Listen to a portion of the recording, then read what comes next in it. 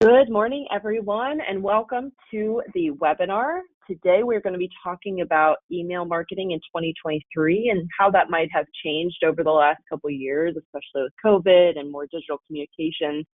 As always, I'm joined by my friend Hank Hoffmeyer from iContact, who's going to give us all the information from his brain and give it to us. But before we get started, just a couple of housekeeping items. First, if you have a question, please type it into the question box on the right-hand side, and we will get to those at the end of the presentation. And if you haven't done so already, be sure to subscribe to our weekly Monday Minute newsletter for the latest Cornerstone carrier and industry information. And also don't forget to follow us on social media. We are on Facebook, LinkedIn, Twitter, and YouTube. YouTube is where we post a lot of our webinar recordings, not all of them, because we don't want everybody to have access to the carrier ones that we have, but those are also available on the Resource Center. If you are a Cornerstone contracted broker, you have access to those. And without further ado, I'm going to go ahead and pass it off to Hank Hoffmeyer from iContact. Thank you, Jess. Always a pleasure. I know you and I were just talking recently about how long I've been doing this, and it's been probably 4 or 5 years. I appreciate the opportunity to talk to business owners, marketers, and anyone about email marketing or digital marketing in general. And I thank everybody who's listening, watching, whatever you want to call it today. We're going to talk about email marketing today, but first let me ask you a question. How many of you have won an award or a trophy growing up? I don't think I've won a lot. I know when I started at iContact in 2010, I did receive an Employee of the Month award for being a stellar account manager. Go ahead and if the chat's available, use that, or just drop it into Q&A and just say, yeah, I won one, or whatever it is. I'd love to hear what it is that you won, because I know, when you're proud of something, you like to share that information. And even if it was back in high school, if you're a little older, it's okay to say you won a trophy. Maybe it was a spelling bee contest or something. And also it gives you an opportunity to warm up your fingers for the questions that you might have. And as I'm talking today, go ahead and drop those questions into the questions section. This way we have those and you can type them out while you think of them and don't forget them. And also, I need to talk a little fast today. I do that by nature anyway, because we have a lot of content to cover, and I wanted to make sure that I give you the best possible value. So think about this as a podcast at 1.5 speed today. As you saw on the previous slide, email marketing is the MVP of digital marketing.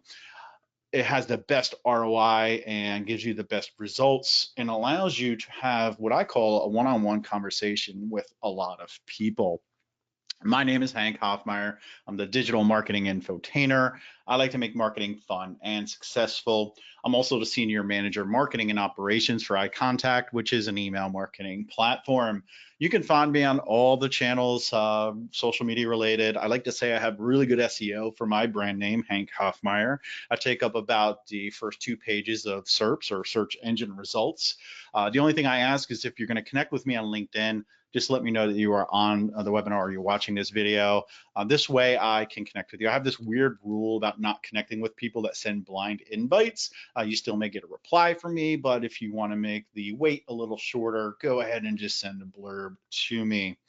Yes, email marketing. I don't know if you're currently using email marketing or thinking about it, but you need to start using email marketing if you're not, or continue to double down on this marketing channel. It's 40 times more effective than any other marketing channel. It can be direct mail, social media, and paid advertising.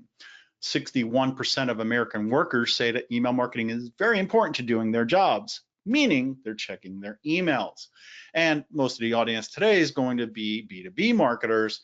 83% of B2B marketers continuously use email marketing. What makes it effective? Well, everyone uses it. 95% of online consumers use email. 72% of consumers say that email marketing is their favorite method of getting communications from businesses they do business with, or from companies they do business with. Now, I normally ask this question, but I said, let's go a little bit fast, and I noticed that there's not a usage in the chat and a question and answer function, but go ahead and find that so you get used to that. But did you know that 80% of people check their email within 15 minutes of waking up? When I do live conferences, I love to ask this question. In the last 3 years, there's been people that do not check their email when they first wake up, and I always applaud them. But usually it's 80% or more that check their email within 15 minutes of waking up. What's funny is I found myself doing that less and less. It's not every single day now, but it used to be every single day. I'd roll over and when I wake up, first thing I would grab is my phone and check my email. Now, maybe it's TikTok to check my views, or it's LinkedIn to see who's reaching out to me, but I'm still checking my device. What am I really trying to say here at 1.5 speed today is email marketing works. It really does.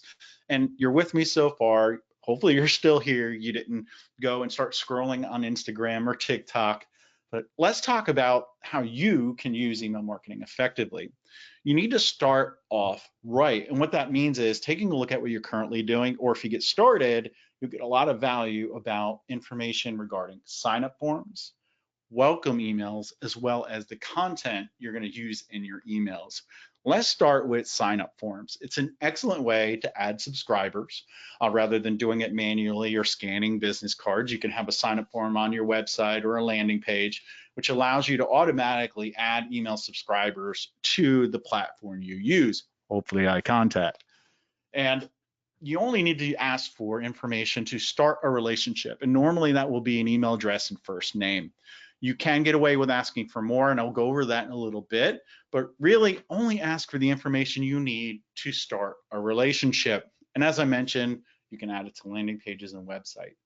Now, here was an easy part for me, finding some sign-up forms that were insurance related. Now, the design of some of these are questionable, but I give them an A for effort for having a sign-up form. A lot of the larger insurance companies, when I did my research, they didn't really have sign-up forms. They normally only communicate with people that either go to receive quotes or are current customers. So you see here, Cross Insurance Company, they're asking for email, first name and last name, and then they're asking for what types of insurance information or tips, tricks, whatever you want to call it, what kind of information they're going to get. They probably don't need last name, but then again, people will probably provide that. Here's another one here from E&S Insurance Services. Again, design, it's okay. And if we look at Excalibur, this is the top of their website. I just wanted to give you a visual of their brand. Down at the bottom, and asks you to subscribe today, first name, last name, email. This one's a little bit more design friendly or a little easier on the eyes. And then Coastline, here's another one. It's at the bottom there, and or actually a specific page for this one here. Again, you see a common theme, first name, email address at least, and some of them are asking for last name. Now, here's where it got a little difficult for me. Looking for pop-ups or sending somebody or showing somebody a pop-up after 20 seconds if they're on your website, or if they go to leave the browser or close the tab.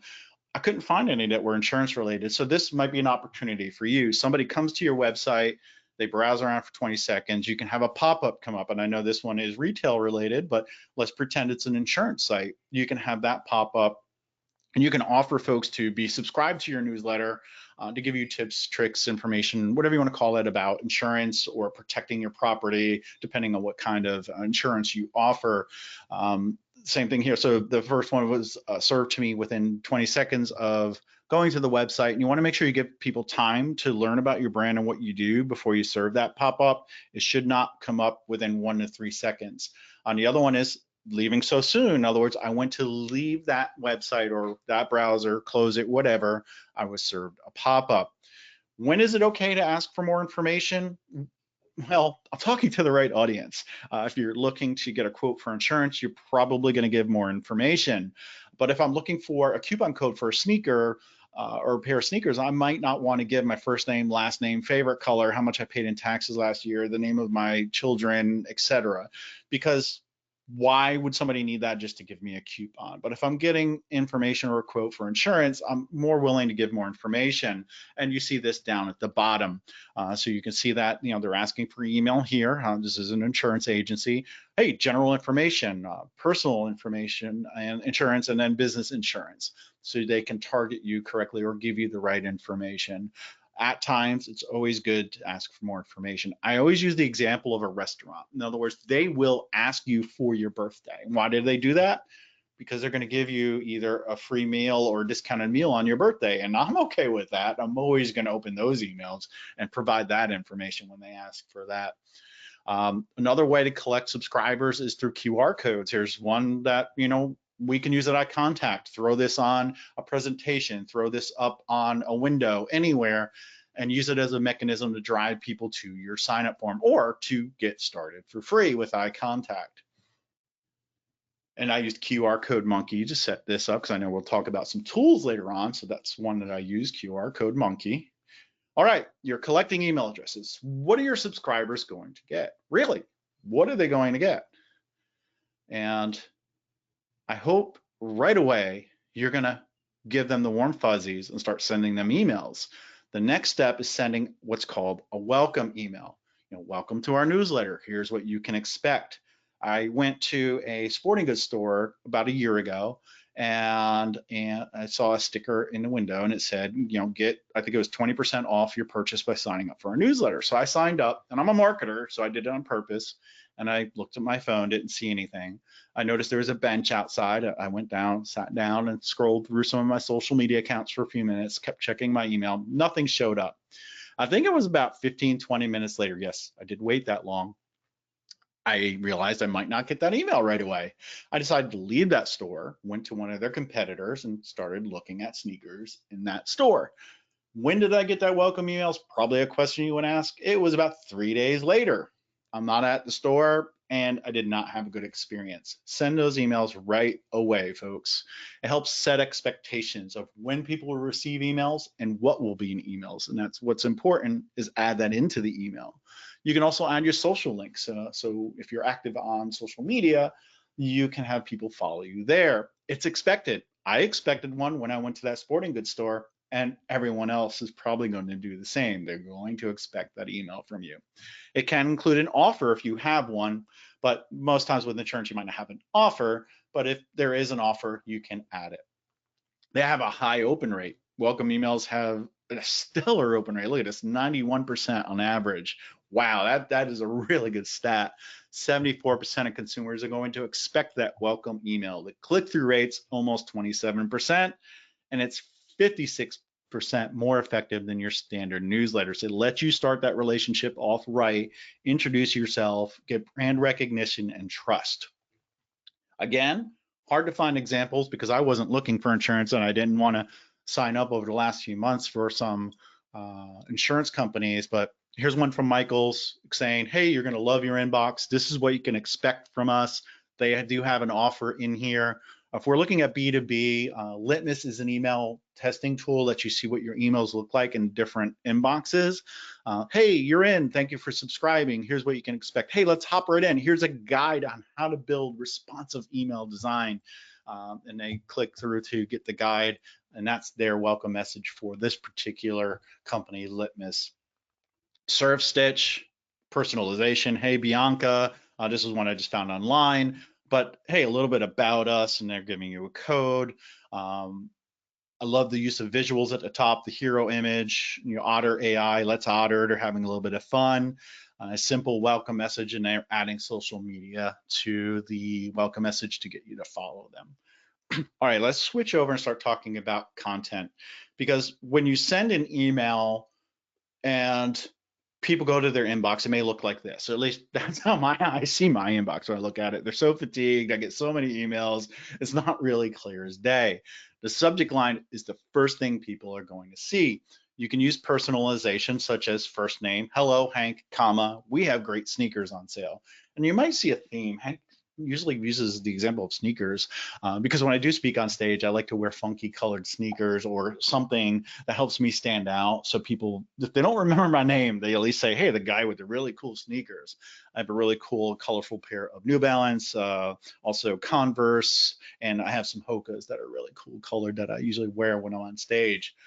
Use emoji in your subject line. Emojis help you stand out in a crowd and see the email, like the example here. I know there's no other subject lines, but if I was to show you my inbox, my eyes would probably gravitate towards the ones that had emoji.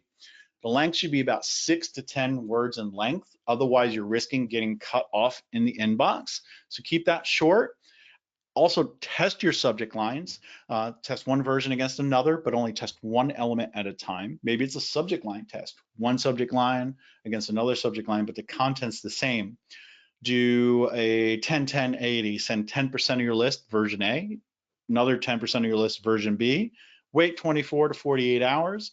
Whichever one had more opens is usually the winner. You could send them the winning email.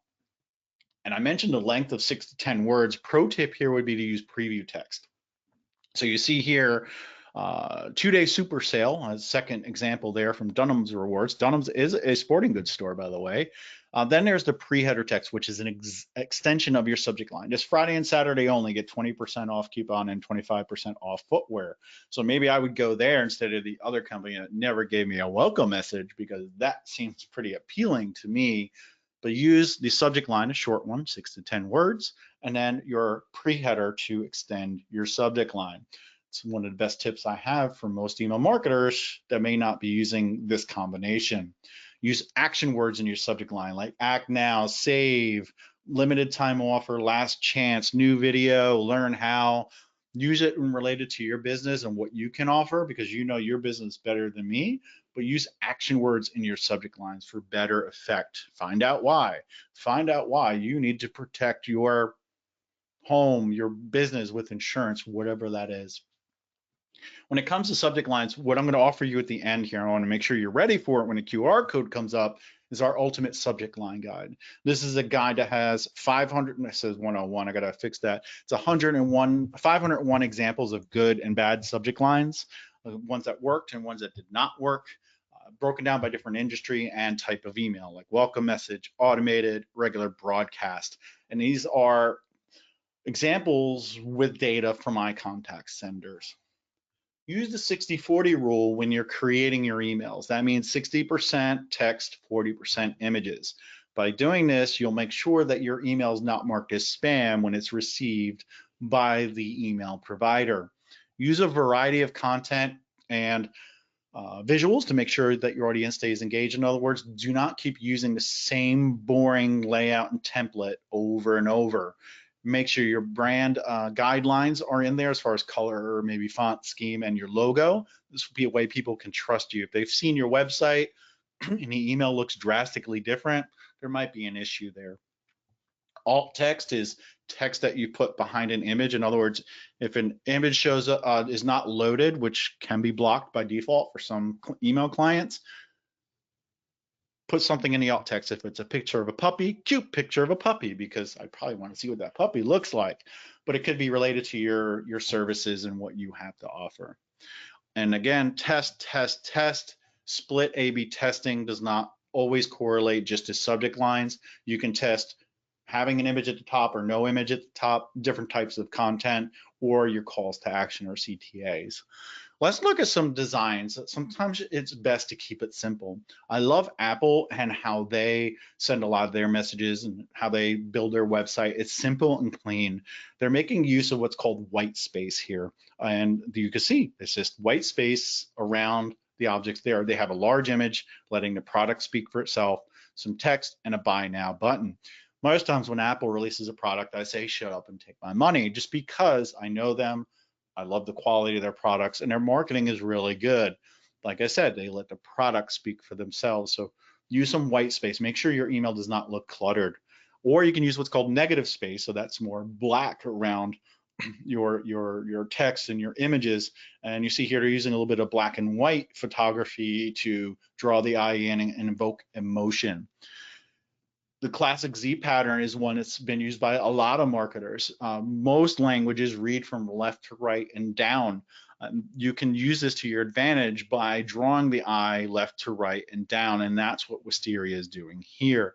Also, there's the inverted pyramid, where you have a large element at the top, could be a hero image with header, etc., then a little bit more narrower with some text, and then your button's a little more narrower. Your eyes naturally just get drawn downward. Here's something I came up with a while ago. Go ahead, create your email, and do the squint test. So step back from your monitor a little bit, squint your eyes really bad so everything looks a little bit blurry. And if it kind of resembles what it looks like when it's in focus and you can make out the elements, you're okay. If you can't, if everything looks like it's just a watercolor painting that got extra water sprayed on it and it's melting together, you might want to go back and redo your design. And that's content, folks. But backing up a little bit and just talking about what kind of content to put in, the most important thing you need to do is convey value in your emails. Like I showed earlier, my inbox looks blurry to me when I open it up. Not really, joking, but there's just so many emails I have analysis paralysis. But if you have value to offer me, whether it's something that you sent me and I know who you are already, or it's the first email, the the welcome email, I need to know why I want to open. Are you going to add value to my day? I like to use the bank analogy. So when you go to a bank, you make deposits, right? And what you could do is make a lot of deposits and that's sending out an email. Maybe there's not a strong CTA in there right now to sign up for insurance or to get a quote. Maybe it's more of tips and ideas on how to protect myself. I have State Farm for my auto and home insurance, and they send me a lot of tips on how to keep my car in top shape for a long trip, or maybe it's how to protect my house from burglaries. And every now and then they might sprinkle in something like, hey, we noticed you don't have life insurance with us. Would you like to talk about that? So make your deposits. Then at some point you can do a withdrawal. You can ask for the business a little bit more strongly. Always make sure you're making more deposits than withdrawals. If you have not read Gary Vaynerchuk's book, Jab, Jab, Jab, Right Hook, I highly recommend it. It's something that you definitely should read. It's mostly related to social media, but it correlates strongly with email as well. It's the same premise as the bank analogy, but jab, jab, jab, right hook. Value, value, value. Ask for the business. All right, let's talk about some extra points here. Using segmentation and automation. MVPs always go for extra points. When it comes to segmentation, which is a filtered view of your list, in other words, people that want homeowners insurance, people that want car insurance, those are two different types of audience. If you know that information, you can segment them out or create a filtered view of that list. When using segmented email, there's a 50% higher CTR than untargeted campaigns, and 88% of users agree that they're more likely to respond in email favorably if it looks like it's been created for them by targeting them through segmentation. All right, usually I ask for an answer here. So according to the DMA, marketers found an X% increase in email revenue from segmented campaigns. So go ahead and drop that in the Q&A in the chat if you have a guess. But basically, if you send the right person the right message, by identifying people that want specific type of content, you can make more money. And that percentage is 760%. That is a huge increase in the conversion rates. 75%, I see was one of the guesses. It's always either single or the double digits.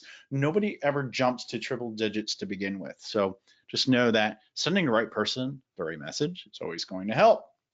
All right, there's 4 pillars of segmentation that I like to use. Demographic, which is age, gender, income, education, occupation. Psychographic, which is your lifestyle, values, concerns, personalities, attitudes, and AIO, activities, interests, and opinions. Then you have behavioral, opens, clicks, website signals, VIP. I just realized my camera's off and I'm acting like it was on the whole time. Now I turned it on. Hello, everybody. I like to give my passion and my energy to folks while I'm talking. Hopefully you didn't go to get another cup of coffee or again, go back to social media because this information is important. Then you have behavioral. What are people doing? What are they not doing? Are they opening? Are they clicking? Are they visiting your website? What kind of signals are they giving you? Also, make sure to treat your VIPs just as much or as well as you would somebody brand new you're trying to convert. Somebody's spending a lot of money with you or they've been with you for a long time, don't forget about them. Treat them accordingly. Then there's geographic. Where are they located? Maybe you need to have or send specific information depending on where they're located. Now, a lot of times folks will say, Hank, you tell me the only thing I need to do to start a relationship is first name and email address, or maybe with insurance you can get a little more information, but how do I get information such as the psychographic information? That's a great question. One thing that you can do is use surveys, right? Send out a survey once a quarter, once a year, or whatever it is to get more information. Usually, if you ask for it nicely, people will provide that information. You can add that into your email platform to help you segment and then personalize your emails better, because today's consumer is more empowered than ever. You know, they're mobile. They have mobile devices and can check information and emails anywhere they are. They're hands-on. They know where to go because they're smart. They're going to do research. They're going to look at reviews. They're going to make decisions based on data and information they're getting at the tip of their fingerprints, and they're vocal, right? If they have a good experience with you, they're going to leave good reviews. If they have a bad experience, they're going to tell a lot of people on social media. Today's consumer is very committed. If you're showing them that they are going to get good value and have a good relationship with you, they'll give you their business, right? And they're looking for you to commit back to them by giving them value, like I mentioned earlier. We can do business anywhere in the world. I'm going on a European trip next week, but maybe I need to look up some information, or maybe I need to switch insurance providers. I can do research from wherever I am. And people are more concerned than ever right now with all the layoffs, with the economy, with their health, because COVID-19 is kind of still a thing. You still can get sick. I actually know a few people who have never gotten it yet, and they want to keep it that way. A lot of consumers are concerned right now about a lot of things. Therefore, your messaging needs to be on point. Now that you started targeting people or started using segmentation, it's important to use automation in conjunction with that segmentation so that you can send the right person the right message at the right time. Marketing automation is simply convincing the right people to need what you provide at the right time. And folks in the insurance industry, folks are usually starting to do research because they're looking to make a decision either soon or right away. 9 out of 10 marketers use more than one form of marketing automation software. Implementing marketing automation can lead to an average of 451% increase in qualified leads. So by using automation, or at least automating your welcome message or welcome series, you can develop those strong relationships and nurture people to a close. You can use automation with the data you have or you obtain through surveys, like I mentioned. So it can be first name, email address, location, types of information they're looking for, and you can trigger messages and update information based on things that are happening or not happening. Like I mentioned earlier, let's look at how to nurture someone. Let's say like a welcome email or a nurture series, right? Based on triggers. So we have the empowered consumer that goes to a website. He fill out a form for a simple newsletter about insurance. So day one, we are going to send them a welcome email. Hey, welcome to XYZ Insurance. Here's what we have to offer. Here's what you can look forward to. And you can unsubscribe at any time. Next couple, maybe 2 days later, you can go ahead and send an emotional appeal email. Hey, we're a small insurance company, or if you're larger, you can talk about what it is you do in your community, what it is about you, and really pull at their heartstrings and tell them about your business and organization. And then day 5, you can say, hey, here's what makes us different from our competitors. And then on day 7 can be an incentive. But keep in mind, all along the way, you can check. I can send the welcome message on day 0, and then day 1, which is the second day, I can check to see anyone did not open the first email and send them the same email with a different subject line, and then everyone else can get the emotional appeal on day 2. And then you can also say, did someone click through and go to my website? If so, do this, move them to this list, update the contact here, or maybe you can call them. You could do all these checks and balances with email automation to help you guide people to get more information from you. Maybe somebody gets an email and they open the welcome message, they get the emotional appeal email, they open that, and they open all of them, but they still have not converted. You can then add them to another series that has different information, or you can keep the series going. Most automation platforms are going to allow you to send emails based on either decisions or time.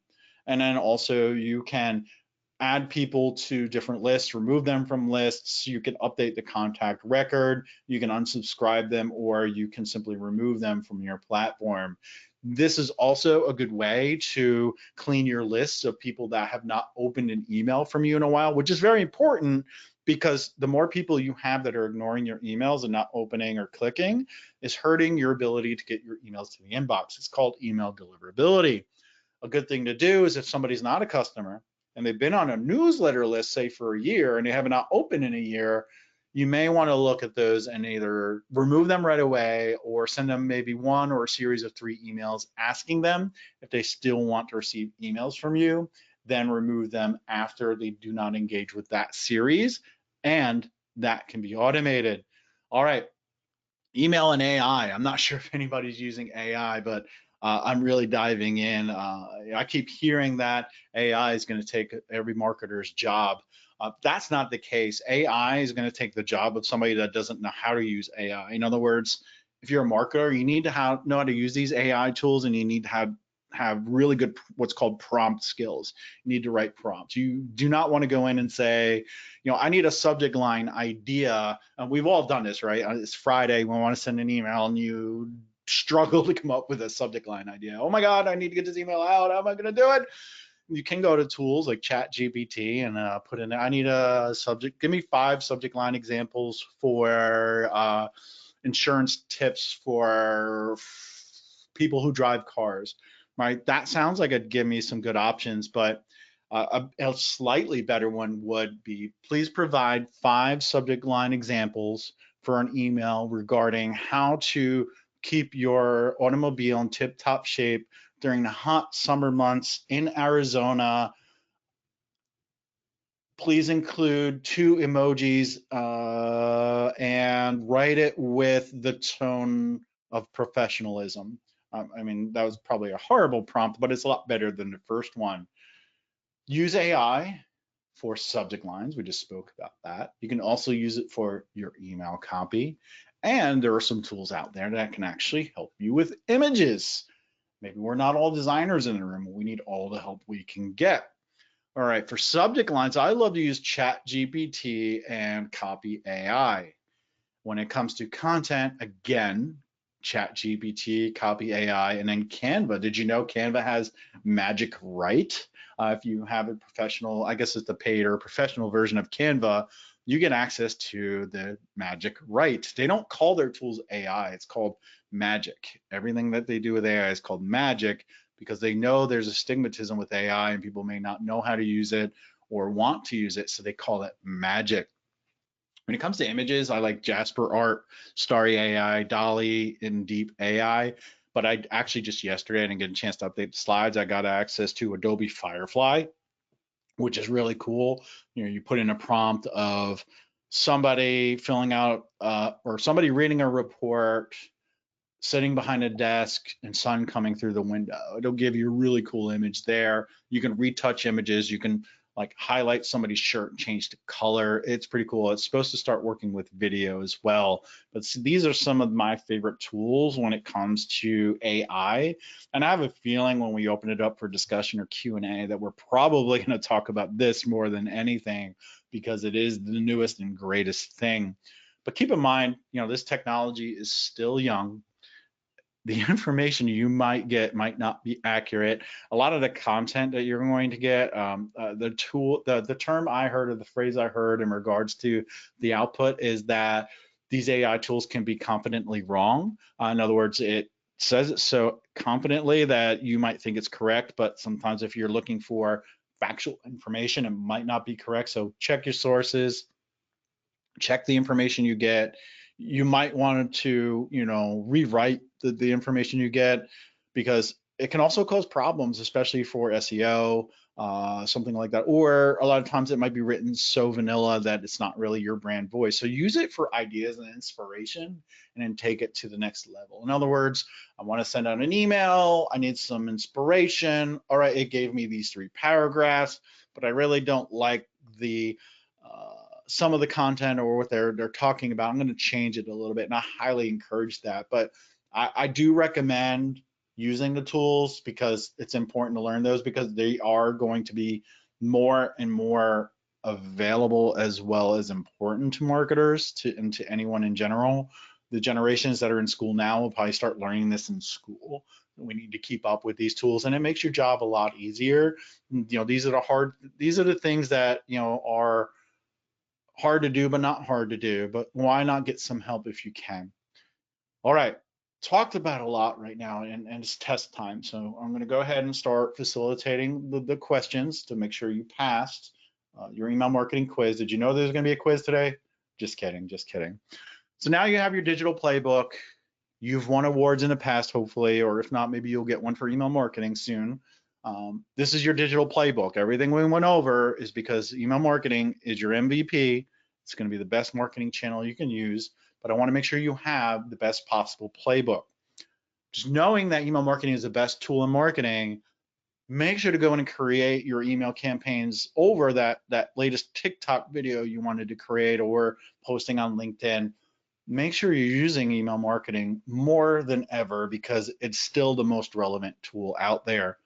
Grow your subscriber base, create great looking emails that offer value, right? Because that's what people want. Make sure to read Gary Vaynerchuk's book, Jab, Jab, Jab, Right Hook, and then earn extra points by using segmentation, automation, and artificial intelligence. I want you to be a winning person or an MVP on my winning team, email marketing. And MVPs get trophies, right? They do, because you're an MVP if you're going to be creating email. I want to make sure that you know that you're inducted into the iContact Email Marketing Hall of Fame for attending today and passing the quiz because there was no questions. And you're all dubbed iContact email marketing experts. Even if you're watching a recording of this, I'll honor that. Here's the offer that I had for you earlier. This is the ultimate subject line guide with 501 examples of good subject lines. See, I need to offer more value because it says 101 there. But if you take your phone out right now and you scan that QR code, you will be brought to a page where you can get that subject line guide and start doing some great research. Even if you can't read it now, download it so you have it. I'm going to bring that right back. But first, I want to thank you, and most importantly, thank Jess for allowing me to be here today. We can open it up to Q&A. I'd love to hear your thoughts, feeling, praises, and more importantly, questions and conversations around email marketing and AI. And again, I am Hank Hoffmeyer. Find me on the internet. Love to connect with you, maybe collaborate and answer your questions. I'll go back to the QR code in case you need that. And just let's open it up, see if anybody has any questions.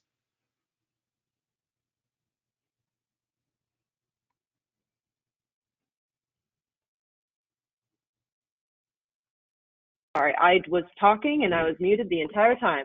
I have a lot of questions for you. So the first question is, you mentioned sort of the designs of the emails and the forms and stuff. If you're not a designer, but you're a small business owner, how can you ensure that the design of your email looks good? Right. First of all, many of the email providers have a drag and drop editor to use. So like the formatting is easy because you can choose an available template. Like iContact, we have available templates for events, Q&A, certain industries, occasions. You could start with those and get inspiration and then just swap out the content.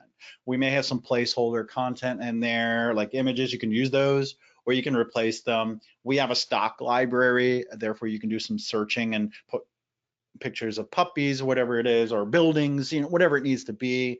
If you sign up for Canva, you can design and create images there. The free version is pretty good. Some of these AI tools are getting really good with creating images.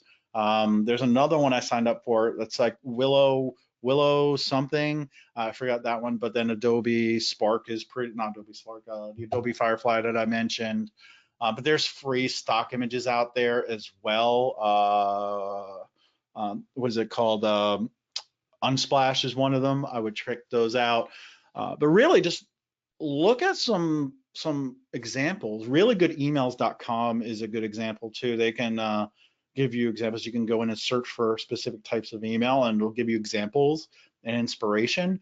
But when it comes to actually quote unquote designing or creating and putting images and text together, look at examples that are out there and use the drag and drop tools that are available to you. It'll be a lot easier than you thought. And same thing with our landing page editor. It's the same editor. It allows you to create really cool landing pages. Maybe you need to spin up a page because you're starting a webinar and you want people to become interested, or you simply just want to get some email addresses and give somebody an asset. But your IT team, if you have one, or you don't know how, if you don't know how to build a web page because you had somebody build your site, or your IT team says it's going to take 3 months to get a page spun up, you can use a landing page editor like we have in iContact to get something spun up really quick, and you can easily make it look like your own website. Awesome. And I really loved your idea of doing the squint test as well, especially when it comes to creating things for accessibility, which for health insurance has become more and more important, just making sure that your content is accessible for people with visual impairments, hearing impairments, things like that. So what are your best tips for ensuring that your content is accessible through email? What do you mean, like is that it's valuable to your audience, or?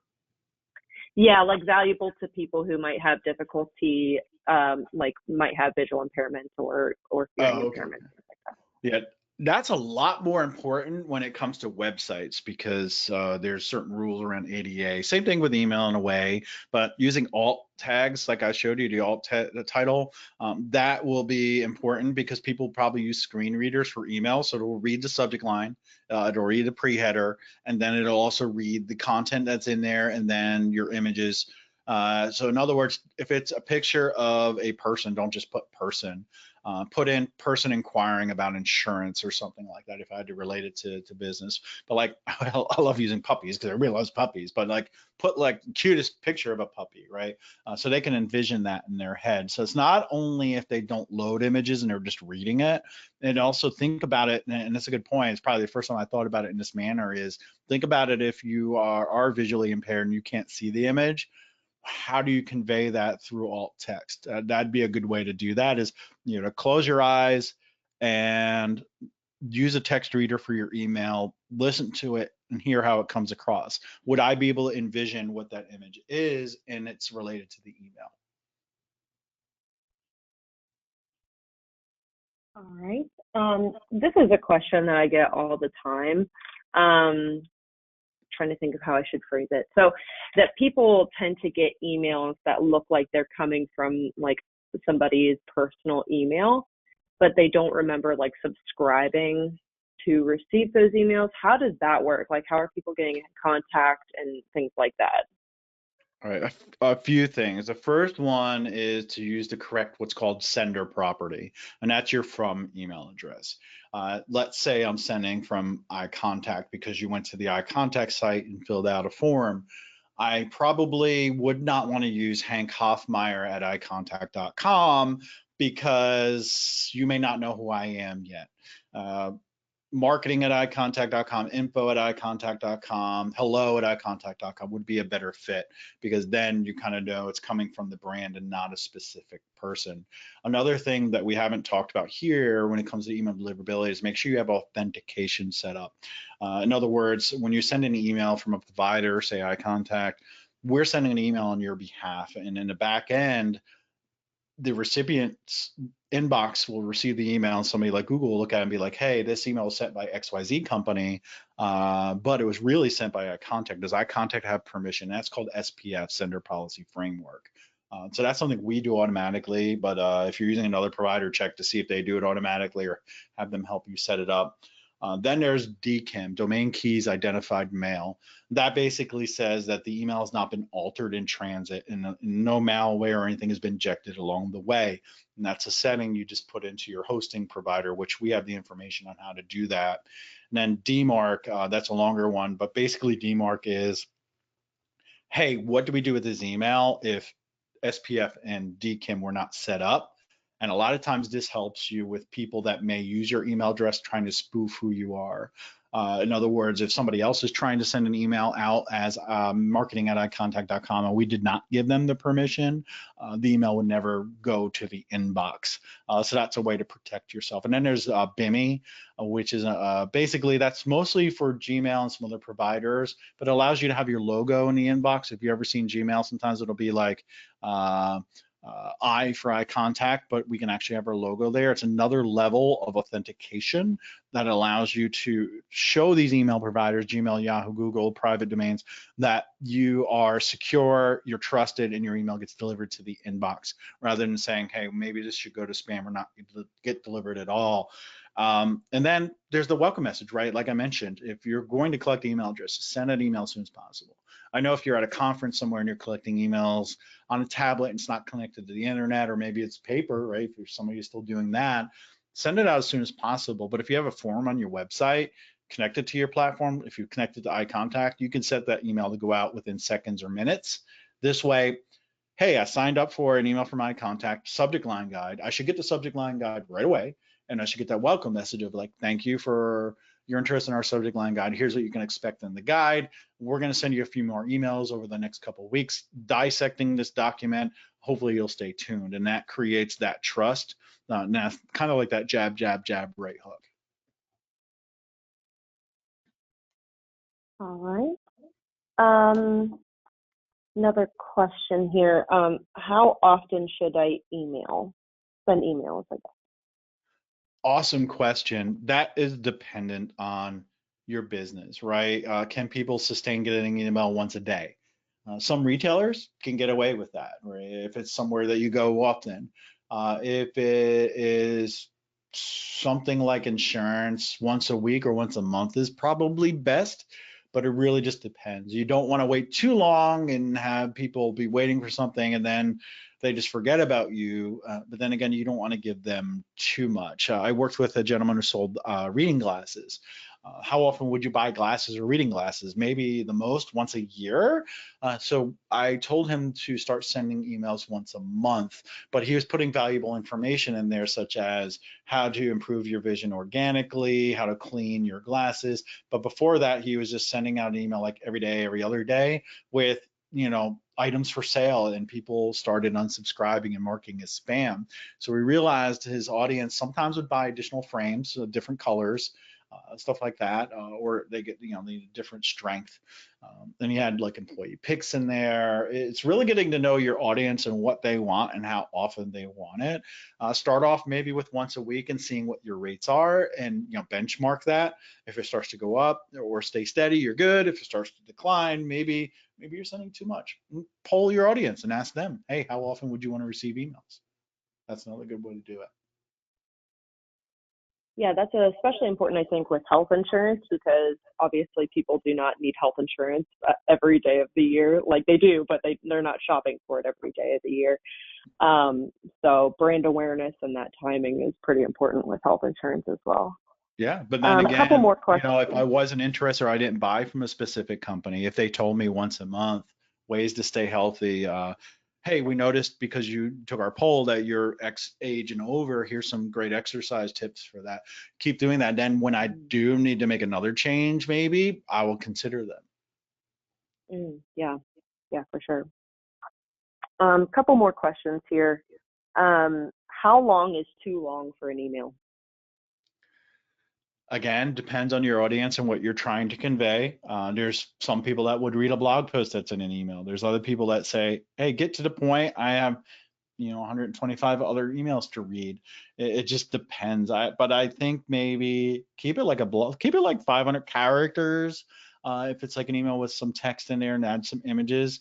But again, that classic Z pattern, the inverted pyramid.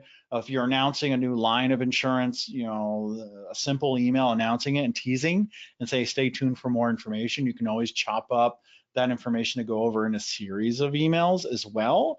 But also know that not necessarily the length, but the size of your file. If you take the HTML from an email you build and you put it into, say, Notepad or text edit, and you look at the properties, it's going to have a size. If it's over 102 kilobits, which is not a lot, but you'd be amazed to know how much, how big an email can be with it and still get delivered. But if it's really long and has a lot of images and a lot of text in it, it can be truncated. In Gmails, people might have seen, click here to see more. The worst thing about that is, number one, they're not seeing everything. Number two, it's hiding the unsubscribe button. So if somebody was looking to unsubscribe and they do not see that, the other choice they have is marking it as spam. I like to say short and sweet is best, but if it is something that's really relevant, valuable, and can hold somebody's attention span, longer is okay. Okay. You kind of touched on like the dangers of using AI to write your content. What about with like specifically subject lines? There's really no danger other than just copying and pasting what a tool would give you and saying this is the best thing Hmm. ever. Yeah, it's going to give you ideas and it's going to give you options that you didn't think of, but it's still important to test. I would take two of the items from, say, ChatGPT, and I would test them and see which one does best, because the machine is just taking the information that you give them, is scraping the data it has and putting words together. It doesn't know how well it's going to perform for you. Therefore, again, it's also important to make sure that your prompt is on point. Give the tool a lot of information to go on about what's in your email. I actually use it sometimes to summarize blog posts, and I say, give me a 240 word summarization of this article. I link to it and I say, I want to use this on social media. Please include emojis and hashtags. And it usually does a pretty good job, but I usually change out a couple of the words. Yeah, I'm curious if like in subject lines, if AI kind of has an idea of what would be like marked as spam, like if it's putting in a lot of like free or like, dollar signs, things like that. Do you think that it like keeps that in mind? To be honest with you, a lot of those what do you want to call those characters or the use of free are not necessarily spam triggers as much as they used to be in the past. But if you had Mm, free in all caps 3 times, that may trigger something. A lot of emojis is not going to trigger spam for the most part. To be honest with you, and I know we didn't talk about this, I did a little bit. I talked about the authentication, but there's also something called the domain reputation. Every time you send an email, it's being graded. Gmail, I always use Gmail because they have a strict algorithm. Let's say you have 100 Gmail subscribers, and at some point, 60% of them are not opening your emails, ignoring it, marking as spam, unsubscribing, or it's bouncing. Gmail is going to look at that and say you're irrelevant, because mostly probably because your subject lines and your content's really crappy.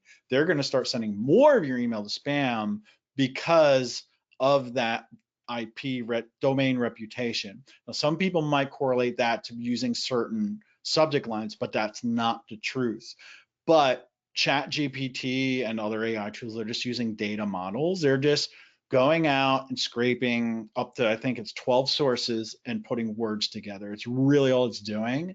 It's not looking at whether or not it's going to be marked as spam. I'm trying to remember what I did the other day. I asked a tool a question, and it said it cannot be analytical at all. It really can just, it didn't tell me it could put things together, but in essence, that's what it was telling me. It's not going to be able to say, hey, would this be a performing email or would this be considered spam? mm, okay. Not yet, at least. Um, yeah, we'll see. Um, last question, what is considered a good open rate? It depends on your industry. We actually, trying to think in the subject line guide, I think we go over that, but on average, 20 to 25% is a good industry average overall. Um, there's other industries that do really well, right? There's specific one like finance usually does pretty well. I think it's like 40%. But I believe in the subject line guide, we actually have it broken down by industry. There's a website, and you really stumped me now, because I've had this memorized for years now. I can't remember the name of it, but it's a website you can go to. It does have all the industries broken down and what open and click rates you should expect. I might be able to get that to you at some point, and if somebody's watching a recording, they'll probably figure out what it is. But All right, 25% is awesome. good if you're sending emails. Okay. All right. That's all the questions we have. Thank you so much for coming on again, maybe for the fifth year, maybe it's for the fourth year, we'll see.